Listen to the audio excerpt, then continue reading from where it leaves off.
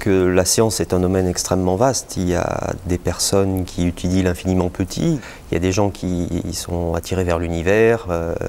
Et nous travaillons sur le quotidien, sur l'environnement, notre environnement immédiat, et en particulier sur les ressources en eau. Ce qui existe à proximité, ce sont des rivières souterraines, des réserves d'eau gigantesques qui sont encore totalement inconnues et qui restent à découvrir.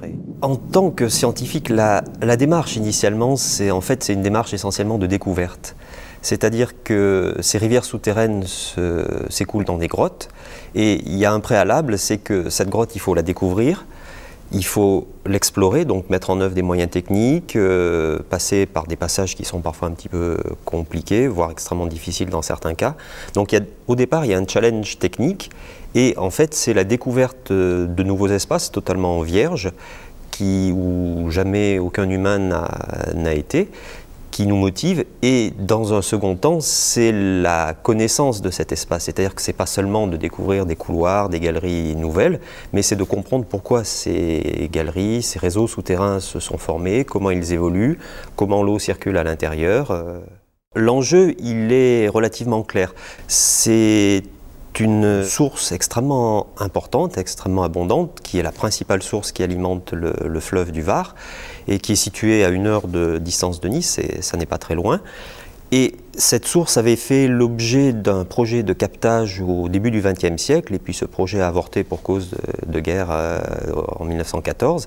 Et actuellement, elle est située dans une région extrêmement reculée, et pratiquement seuls les habitants du coin connaissent cette source. Et l'enjeu, c'est que tout simplement, pour l'heure actuelle, il n'y a pas des besoins extrêmement importants d'eau. L'agglomération de Nice et la Côte d'Azur réussissent à être alimentées par les ressources locales, mais dans les décennies à venir, il y aura forcément besoin de développer, de faire appel à d'autres types de ressources. Et donc ces ressources qui sont un peu plus éloignées, qui sont surtout d'extrêmement bonne qualité, puisqu'on est en montagne, donc il n'y a pratiquement pas de pollution. C'est des eaux abondantes, donc il y a la quantité, c'est des eaux de très bonne qualité, pas de pollution chimique, et elles pourraient faire l'objet à terme d'exploitation.